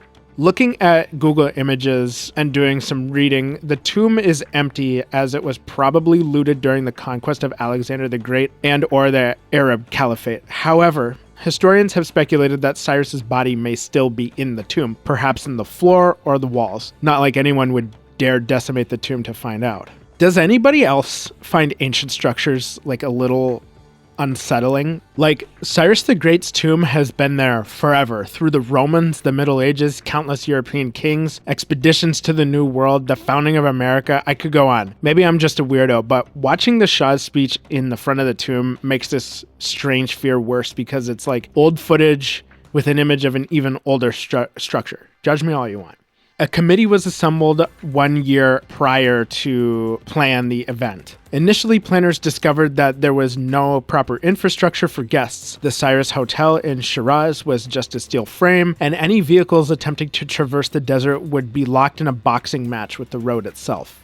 The land surrounding Persepolis was full of snakes and scorpions, so step one was to spray a 30-kilometer area with some kind of chemical to kill pests. Next was guest accommodations and food. Over 60 heads of state were invited to attend. Notable guests include U.S. Vice President Spiro Agnew, Haile Selassie of Ethiopia, Josip Broz Tito of Yugoslavia, Nicolae Ceausescu of Romania, Prince Philip, Duke of Edinburgh, and Princess Anne, as well as other monarchs from Africa, Europe, and Asia, and communist countries. For example, the Soviet Union sent Nikolai Podgorny, chairman of the Presidium of the Supreme Soviet. Guests were housed in luxury tents. In reality, these structures were frames draped with plastic made to look like tents, but each was furnished with modern accommodations such as crystal glassware, couches, and running water. The tents mingled with a manufactured forest with approximately 15,000 young trees and shrubs imported from Versailles. Several staff members explained that thousands of swallows were imported from Spain to live in the imported trees. However, it's claimed that many of the birds died due to lack of water and the heat. However, this might not be true because the event was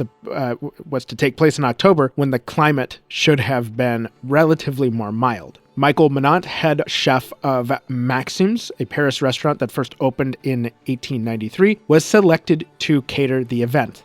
About 18 tons of food was flown in from France, 12,000 bottles of whiskey, 25,000 bottles of wine, 2,500 bottles of champagne, 360,000 eggs. Menant noted his amazement at having access to a full bakery and cold room. Supposedly, planes flew in ice on a daily basis. Roughly 180 waiters and staff serviced the event. During one of the big VIP dinners, it was supposedly so hot in the kitchen that the cooks undressed down to their underwear. I'm going to guess this detail probably isn't true because the same source that claimed this shows the cooks in proper kitchen attire, but that detail is funny to me. Of course. I mean, I hope that if that actually did happen, they at least kept their chef's hats on. If you arrived at your dinner reservation and the kitchen was just pandemonium and men in Speedos, would you go someplace else or stay? Supposedly, the cooks were monitored by guards and probably SAVAK agents to make sure nobody poisoned the food. That I do believe. Obviously, with so many VIPs in one place, that would draw unwanted attention. In fact, during the event, the Iranian army constantly monitored militia activity on the periphery of Persepolis. The guests sat at one long winding table draped with a single tablecloth over 100 meters long. They were served several courses, dishes that would be difficult to prepare at such scale, let alone make at home for yourself, since Maxim's back then, I think, was a 2 Michelin star restaurant. Plus, you can't just serve royalty half-thawed Hot Pockets. The menus were placed inside a hollow book painted with detailed flowers, vines, and little birds. The books had a gold and reflective interior so the guests could admire themselves. What was on the menu? Quail eggs with caviar. Bro, I've never even seen a quail egg. Crayfish mousse with nantua sauce, which is like a crayfish variant of a bechamel sauce. Stuffed lamb with truffles and foie gras wrapped in a thin pastry served on a platter with a ram's head. That way, you can eat while gazing into its dead eyes. A vegetarian's nightmare. More stuffed quail with foie gras and truffles served on trays covered by taxidermied hollowed-out peacocks as cloches. The next day was filled with impressively choreographed military parades. About 60,000 Iranian troops participated in the event's various ceremonies. The Shah commissioned a feature-length film about the event, which was intended for worldwide distribution. Here's some of the audio. In celebration of 2,500 years of nationhood, the Persian people, led by their Shah, His Imperial Majesty Mohammad Reza Pahlavi Arya Shah and Shah, make homage at the tomb of Cyrus the Great, the first Shah of all. Cyrus, King of Kings, champion, long before Magna Carta, of human rights and liberties. Cyrus, the Lord's anointed of the prophet Isaiah in the Old Testament. Cyrus, the founder of Persian culture and the father of Iran. There were soldiers in modern uniforms, others in uniforms that resembled the robes from ancient times, and horses pulled siege towers in a procession before the Shah and his guests. It was meant to show Iran's upcoming might as a regional and global power, a Western-leaning nation mixed with time-tested, invincible Persian culture. Many of the Iranian staff who were there described being deeply moved by the ceremony. I know I've been talking about this in a mocking way because of the extravagance, but I can't impress upon you enough that this ceremony had a powerful effect. Never underestimate national pride. The following day, the Shah brought his guests to Tehran to celebrate the opening of the Shayad Tower, a square and a monument built next to the Tehran airport. It would later be renamed the Azadi Tower by the next regime, spoiler alert. Billy McFarland could have taken notes for Fire Festival. The cost estimate of the festivities range from $17 million to what's claimed by the documentary about this to be $120 million in 1971. In 2024, that would be about $132 million to nearly $933 million. If you search for videos on this event, some thumbnails on YouTube show over 600 million. Honestly, cost estimates are impossible to know with certainty. The government would want to lower the costs and the media would want to inflate it. Recent research by author Robert Steele shows that the Shah did make an effort to reduce the cost of the ceremony by about a quarter of its original scope. We just don't know. But in reading some of the YouTube comments about the celebration, there are clearly a lot of strong feelings. But in my opinion, the cost was not as important as the perception of opulence combined with the display of Iranian power across the world. To a destitute farmer who moved to Tehran and can't find work, they likely saw a government choosing to market itself rather than address the missteps of the White Revolution. For the celebration, the Shah could have started with $1 million and worked that figure down to 100,000. But I think it would still be difficult to convince somebody that the celebration didn't cost an unfathomable amount of money. Whether or not this was a good use of government resources, I'll leave that up to you to decide. In my opinion, it would be a mistake to attribute the beginnings of the Iranian Revolution to this celebration alone. Iranians endured the fear of being arrested for possessing the wrong kinds of books, locked in a dungeon and tortured by SAVAK. They experienced decades of economic mismanagement and foreign intervention. These factors, coupled with the botched land reform that angered key constituents like the landowning class and Shia clergy, to me are the real fault lines rather than 3 days of royal extravagance.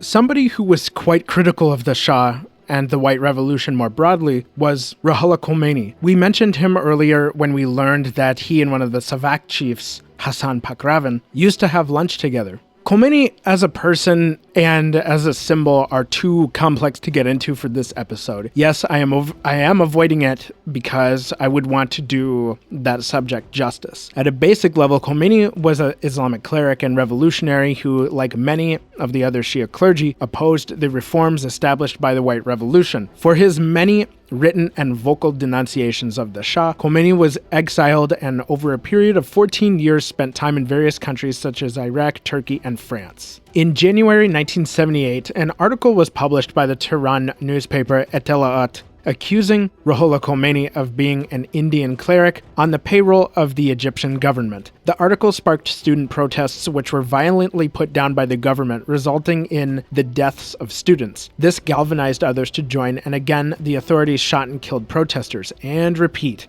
It was like cutting off one Hydra head, only for 3 more heads to spawn. Keep in mind, as the protests grew, not everyone who participated was motivated by their faith, but rather SAVAK repression, government corruption, and good old-fashioned economic inequality. The revolution, in a way, had 2 phases, the first being a popular uprising, and the second being the arrival of the Islamic Republic. The Shah's read on the protesters was that they were influenced by the British and the Americans, going so far as making this accusation directly at the ambassadors of both countries. For some Iranians, their spidey senses told them the same thing, but honestly, given all we've learned, can you blame them? In 1974, the Shah was diagnosed with chronic lymphocytic leukemia, a type of blood cancer. Prominent doctors in France approached treatment with prednisone, which carries the risk of mood changes as a side effect. The unrest in Iran grew to such a scale that it's estimated that roughly 10% of the population mobilized to protest against the Shah. That's at least a couple million people, and the government held tenuous control at best as people flooded the streets and tore down statues. The Shah reacted by deeming the protesters Marxists under Soviet influence.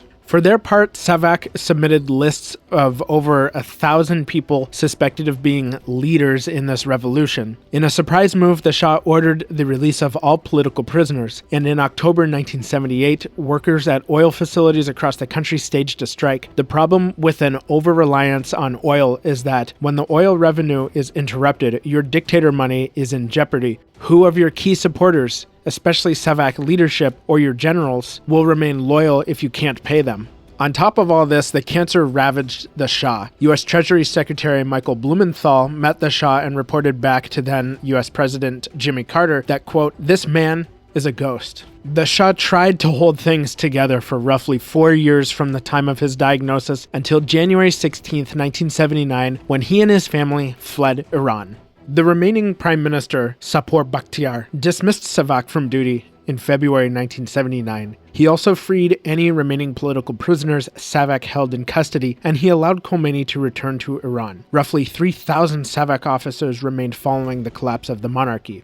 They were all targets for revenge, surprise, surprise. However, SAVAK may have pulled pages from the Soviet secret police handbook and rebranded. Professor and author Charles Kurzman wrote that SAVAK was never dissolved but rather changed its leadership and continued with its mission on behalf of Ayatollah Khomeini. Supposedly, Hussein Fardoust, an Iranian military officer and deputy director of SAVAK, switched sides during the revolution, salvaged staff and whatever else he could, and rebranded SAVAK to Savama, which eventually became the Ministry of Intelligence of the Islamic Republic of Iran. The new regime exacted revenge with some former SAVAK agents, including Khomeini's lunch buddy Hassan Pakravan, who, remember, convinced the Shah to spare Khomeini's life in favor of exile. The Shah carried on stateless while battling cancer. He first traveled to Egypt as a welcomed guest of then President Anwar al-Sadat. He then traveled to Morocco, then Cuernavaca near Mexico City. President Jimmy Carter reluctantly allowed the Shah to travel to the United States, apparently pressured by Henry Kissinger to do so. On October 22, 1979, the Shah had a surgical procedure at the Weill Cornell Medical Center in New York City. He was treated under the alias of David D. Newsom, who was actually the Undersecretary of State, but the real Newsom was never told of this plan. The Shah was supposed to be in the U.S. for a short while, but his illness extended the visit, which was a problem for the new Iranian government. It's rumored that the Shah's prolonged stay partly inspired the hostage crisis that would plague the Carter administration the the following month. Iranian students studying in New York didn't appreciate the Shah's presence either and protested. In December 1979, the Shah left the United States for Panama, where he was again confined to the hospital due to ill health and protesters. He gave one last interview with British journalist David Frost, which was broadcast to a U.S. audience in January 1980. Finally, the Shah was granted asylum in Egypt. According to historian Abbas Milani, the Shah kept a correspondence with his second wife, or ex-wife, Princess Soraya, and the two planned to meet before the Shah's death only as long as Queen Farah wasn't there, but she was basically always with the Shah. But their last meeting would never happen because the Shah died on July 27th, 1980. What about the rest of the Pahlavi family? Queen Farah spent several years in Egypt until their president's assassination, after which President Ronald Reagan allowed the Pahlavis to return to the United States. She had the tragic experience of losing 2 of her 4 children. We'll get into that in just a second. She's still active in royal circles, most recently the 2023 wedding of the Prince of Jordan.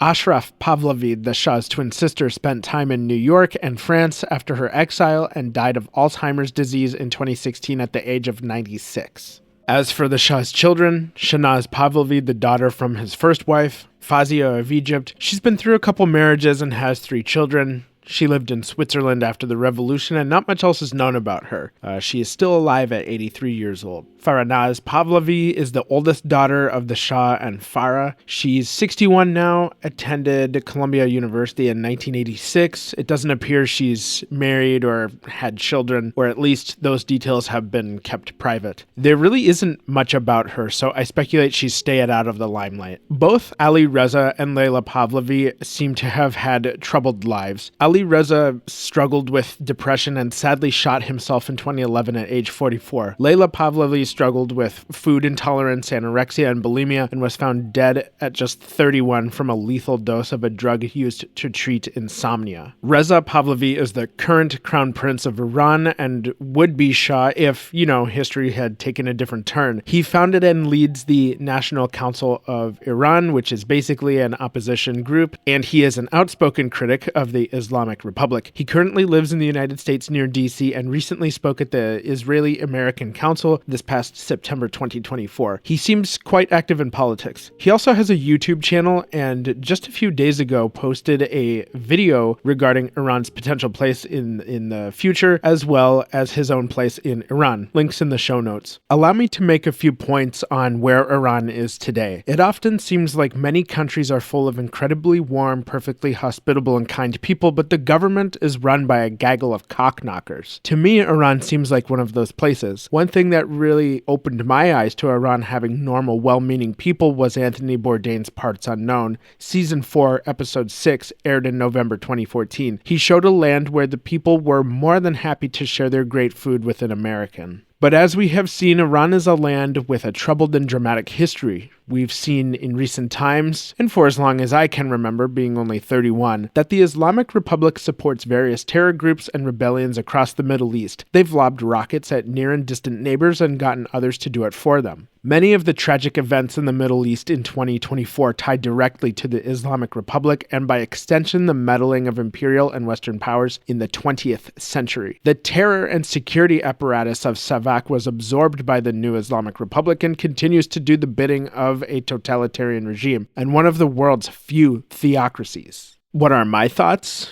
Well, should the Islamic Republic collapse and, say, Reza Pahlavi take the throne, I'd wonder if he'd rule more like the King of England as merely a figurehead or more like his father. I'd also be curious to see if the Islamic Republic's secret police would be dissolved or rebranded to fit the new government. As for the Shah, well, of the Iranians I managed to speak to while making this episode, I asked them if they could tell me broadly how Iranians think or thought about the Shah and Khomeini. The general consensus I received based on my sample was that the Shah was by no means perfect, but in hindsight, he was better than the Islamic Republic. Some people viewed the Shah as not caring about the people, viewed him as a tyrant who would let the SAVAK torture you if you dared disagree, was a puppet of Western governments and private investment, that the monarchy could not address the needs of the people, but at the end of the day, they wish the Shah had not been overthrown. And I've read a lot of YouTube comments while making this, and just based on what I've read, it seems like overall people had a generally positive view of the Shah.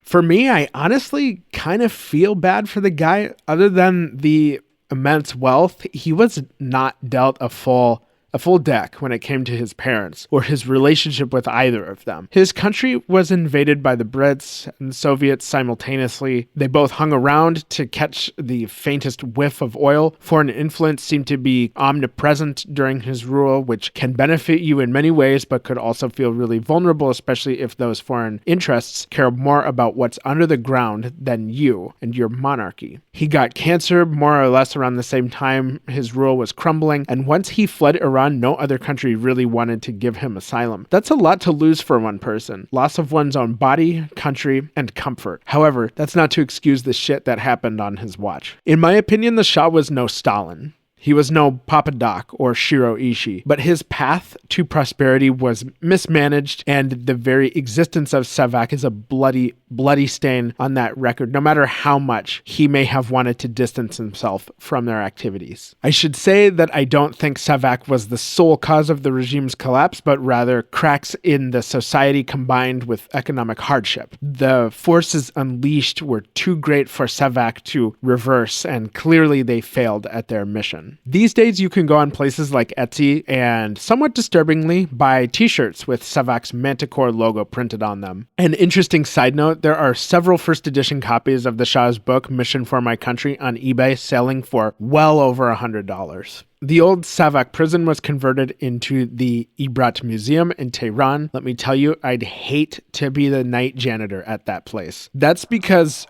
through the web of hallways, prison cells, and the rotunda are near realistic wax figures of prisoners frozen in their torment at the hands of SAVAK agents. The prisoners, both men and women, are bloodied in torn gray uniforms, contorted into stress positions, standing single file, tied to a metal bed, strung upside down, or huddled in the fetal position. The SAVAK agents, in their dress shirts, ties, and slacks, stand over their victims. Framed mugshots of former prisoners hang from floor to ceiling along a long corridor, each tired face telling its own story of the suffering endured there. Somebody please make a horror game about this place. Let's recap. Iran's history spans millennia, beginning with ancient civilizations like the Elamites and Aryans. Cyrus the Great's Achaemenid Empire rose in the 6th century BC, later followed by Alexander the Great's conquest, Parthian, and Sasanian rule, and the spread of Islam under the Arab Caliphate. Persia's Shia identity became central under the Safavids in 1501. In the 20th century, Reza Khan's rise to power with the help of the British in 1921 led to modernization and the renaming of Persia to Iran. His son, Mohammad Reza Shah, faced turmoil after inheriting the throne in 1941. He balanced his monarchy's obligations to the Iranian people with Iran's place in the Cold War era. A nationalist wave led by Prime Minister Mohammad Mosaddegh sought oil nationalization, resulting in the CIA-backed coup that cemented the Shah's power but also solidified reliance on foreign allies. The Shah expanded his authority with SAVAK, a violent secret police force that brutalized the Iranian people but fermented public discontent with the monarchy. The Shah's White Revolution aimed at modernizing Iran but instead displaced rural communities and alienated the clergy. Economic inequality, punctuated by a grandiose celebration of the Persian Empire, ignited a series of phases leading to the 1979 Islamic Revolution. The Shah, diagnosed with cancer and losing his country, fled Iran, leaving Ayatollah Khomeini and the Islamic Republic to exact their revenge on former SAVAK agents while also absorbing the secret police infrastructure for the new regime. Next on Secret Police. We'll be traveling to the Belgian Congo to meet the Force Publique, also known as the Sentinels. They were a police and military force with a unique structure and mission that they enforced the will of Leopold II, the King of Belgium, on what was essentially his private property. Find out more when we venture for the first time to the African continent. Thank you for listening to this episode. If you liked it, share it with your friends. Try not to lose your monarchy. If you have any big celebrations coming up, you probably don't need foie gras and stuffed quail. If you went to La Rossi, DM me. I have questions. And please, be the best parents you can to your kids. You never know if they will become a king or queen. And as always, Agents dismissed.